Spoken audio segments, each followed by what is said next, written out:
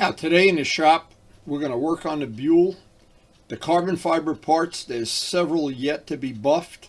We want to try to finish this up as soon as we can for Vlad so he can assemble a bike, put it together. We have the MV Augusta belly pan in-house now, but we don't have the paint. And we need to do a giant experiment on it because the paint that's on it is water-based paint. And I don't know if the paint we're using is going to be compatible, so we'll probably learn something about that job. But not today, because we don't have the paint in stock. We got to go get the paint. Vlad's got to pick out the color, the matching color. When you're doing exotic bikes, every step of the road there's pitfalls, and we've hit a lot of them. Now, anytime I work on multiple restorations, it gets complicated, it gets tricky. There's always things you can share with people that only do one restoration at a time. I've done as many as 5. We have now officially 4, now that we have these MV Augusta parts, and maybe more to come, I don't know. But it seems like it never ends.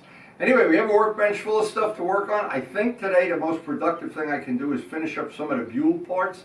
They need to be buffed, and once these last, there's 3 parts left. Once these are buffed, Vlad can take that and assemble a Buell, and I don't know what he's got coming up. We got to go buy paint for the MV Augusta. And that's what's tricky about this. This time of year, Karen wants to start her garden. We went and bought our garden soil yesterday. There's going to be a lot of things going on all at the same time. And we are coming up, the best thing of all, we are coming up on the riding season. The weather just gets nicer every day. And this time of year, I get some of the bikes ready. Some of them still have to be cleaned up and desaltified and everything de-winterized, I should say. But we are absolutely looking forward to the riding season. And Luciano's got his FZR all ripped apart. We're going to try to get up and see him in the next couple days. Should be a lot of fun. Let's go. Is anybody hungry here? Or am I the only one? You guys ever get sick of eating? I don't think so. Never. Our gardening soil and potting soil is already in-house. But we want to get some of those Buell parts done. I want to get this, and we got to clean up the area because she's going to start the garden very soon. This time of year, our wisteria just gets nicer by the day. Oh my God, look at that potting soil. We're ready to go, and the grill is out already. Summer's coming. It's a great time to be a farmer, that's for sure. And look, it's a beautiful day coming out. Get to work on these Buell parts. For the people that follow the channel, we have to pick out the paint for that. That's going to be a couple of days. The Moto Guzzi project is a few weeks away, maybe further than that. We're waiting for parts. The MV Augusta, the big problem, the big holdup is we had to get the exact match on the paint. That's still in the mix.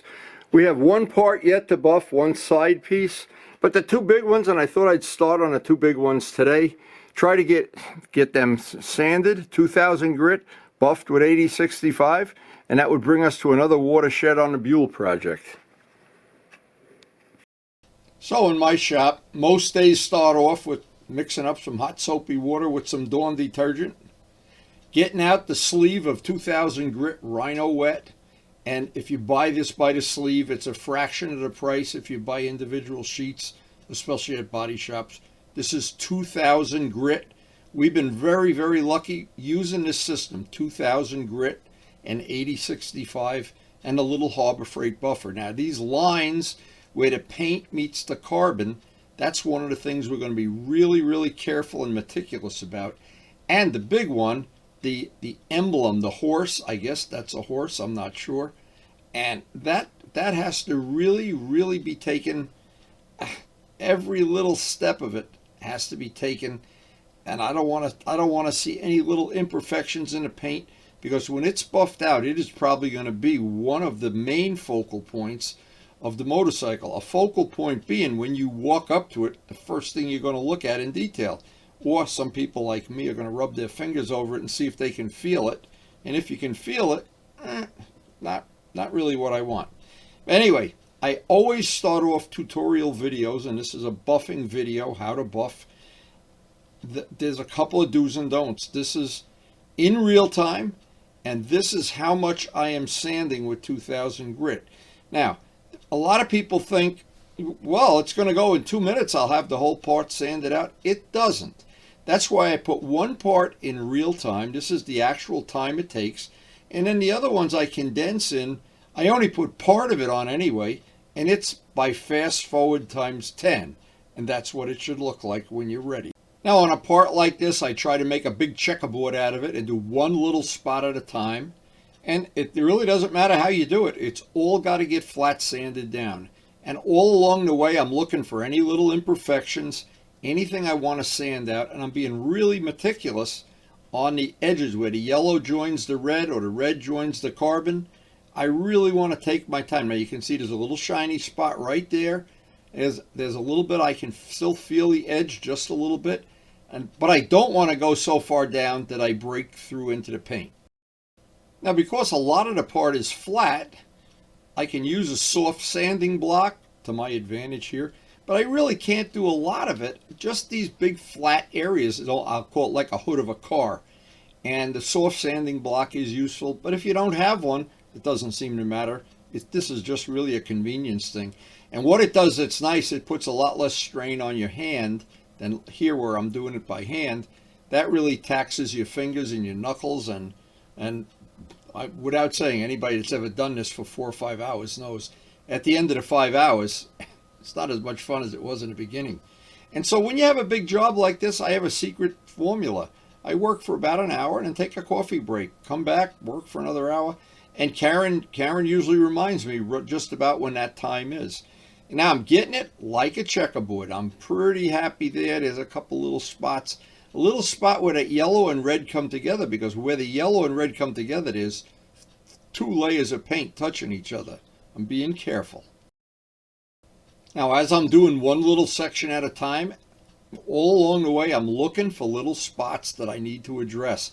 And because I'm working under fluorescent lights, the fluorescent lights show if I were doing this out in the sunlight, you wouldn't see anything. You see the errors in the paint, any little mistakes, any imperfections, any little, the parts that dry before they hit the paint. And the only way I know that works efficiently, I go back and forth, sand the part, wipe it with a fresh paper towel, look at it, and then I look for any little spots that still have an imperfection.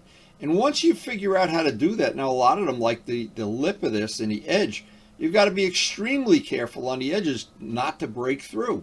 So of course, it goes without saying, but every step of the way, I'm looking for imperfections and going back. Wipe it, go back and forth, and that's about 2 hours of video condensed down into just a few minutes. But now the fun begins. Now we're ready for my favorite product, the 4CR. The 8065, my favorite product. Again, because this is a tutorial video, I'm just going to buff one little spot, show about how long it takes. I move the buffer around, but I'm very conscious of one thing, avoiding these sharp edges. Even this part, which is basically flat, has a lot of what I call mountaintops. There's sharp edges along the front. And as soon as you break through, you've got a big touch-up on your hands. So I would start anytime I have a part like this, do one little spot in this case, and I'm doing the same thing with this part, looking for errors every step of the way. There's on the fluorescent lights. I have 2 very bright fluorescent lights above the workbench, and they are so good at finding little mistakes that when I have a part, when I'm done under my fluorescent lights, and I'm still thinking, oh, maybe that's a little something, and I take it out in the sun and look at it in the sun, you don't see any of it. It's amazing. So this is how long it takes for 8065 to bring up the finish. And you can do this even after the bike's put together, or if the bike's 10 years old. And you can see right away the finish. If you're careful and meticulous and have a new pad, it comes right up. Now another thing, anytime I'm doing a big part like this, I have to remind myself to be patient. What happens if you try to do a big part like this all in one sitting? At least I do. I get impatient and then I start compromising. I don't want to do that. Once this bike is put together and it's at the final assembly, I don't want to have to then look at it and say, oh, there's a spot I could have made just a little bit nicer. There's a little edge or a little a problem. It's so much easier to work on a motorcycle when it's in parts like this. Once a bike is all put together, and I know several of my friends have come over to the house and with a bike that's fully assembled, especially a bike with full fairings, and we've buffed it out while it was all in one piece with 8065, by the way, which is very, very nice on paint that's already like factory paint. Couldn't be better. In fact, I've done a lot of the factory paint. When I get a brand new bike in the past, I would, before I'd even, go out on a really long ride, I'd use some 8065, clean it up, and in the case of the R1, I wet sanded the whole bike because it was in the middle of the winter and buffed it all out with 8065. It's just beautiful stuff to work with. And every time I use it, I'm more happy than the time before. Now, using different body positions, using your knee for a support, using the edge of the table for a support. I mean, you've got to be careful. It's real easy to chip something here or have some kind of a problem. Notice I always have several towels on the table, 3 or 4 layers of towel, so it protects it. But then in the end, realistically, in the end, all these corners and angles and edges, and this is the part of it that just goes on and on and on for hours, is getting all the little edges and angles and corners and running your hand over those paint lines and making sure you can't feel the paint lines. Now, again, some people don't care. That would be the furthest thing from their mind, and that's fine too, but I have a level of what I call quality, my quality, that I like to have on my motorcycles. I know Vlad wants exactly that because every time he's over the house, he goes over and examines my bikes, and we both agree it's a lot of work. But in the end, it's done. And once it's done, you've got it for life. The beautiful thing about having a paint job like this, that paint job is going to outlive us, all of us. That's the beautiful part of it. It isn't like something that 2 years from now it's going to deteriorate. If you keep a coat of carnauba wax on it, look at the beauty of that. See, to me, that's worth having. And for people that don't enjoy that or they really don't care about it, we could still be friends. And there's people that don't like flowers and gardening. People don't like the cereal I have for breakfast. But I like this. So there's one other little thing that to me makes a lot of sense.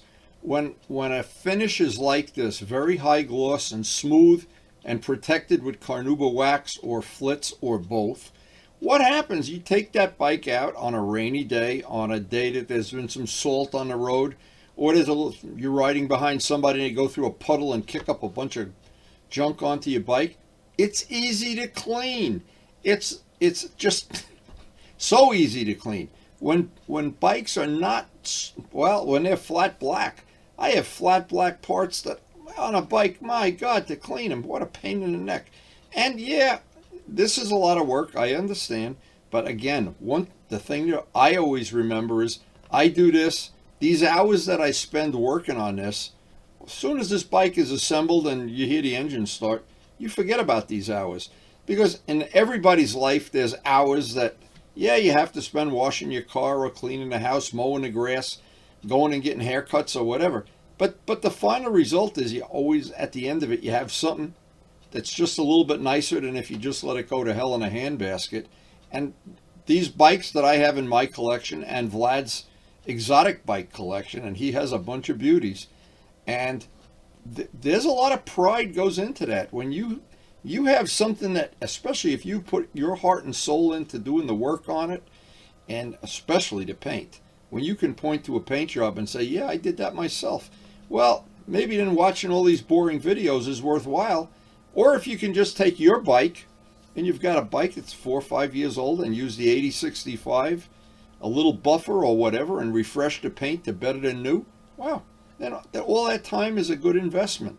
And many times I watch a YouTube video that I really am not going to ever do that, but sometime in the middle of it, I'll learn something. I'll say, whoa, that's pretty cool. And thank you to everybody that posts things up on YouTube that I've been able to benefit from. I've been able to do work on my refrigerator, replace ice makers, do some work on my cars that I never would be able to do if I didn't have all the little things, the little tips and tricks from the people. And I hope the information I've been able to pass on, which several people have been kind enough and good enough to share it with me. I'm only trying to pass it on. And people like Scott out west, he's passing it on to some young kids. Hopefully they'll pass it on to other people, and we just complete the circle of life. But anyway, as we come up on the end of this, we have one more part of this Buell to paint. And this one can get back into the Vlad's shop where he can assemble it. I'm sure he's going to be totally happy with the way that came out. This is going to be an absolute piece of jewelry when he puts this bike together and we see it at one of the meetups. Well, we're one part away from having the Buell finished. I'll get that fairing part buffed. That'll be a one-day job.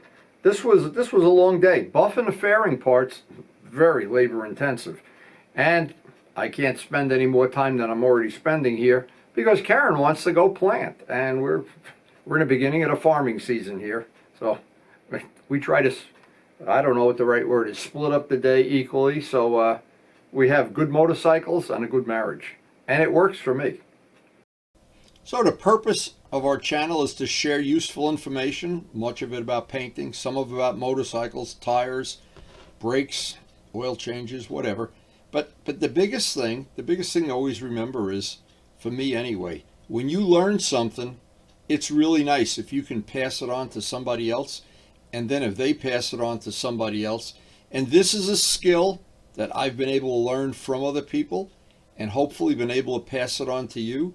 And the only thing I would ever expect in return is if somebody else has an old bike, maybe you can go help them polish it up too.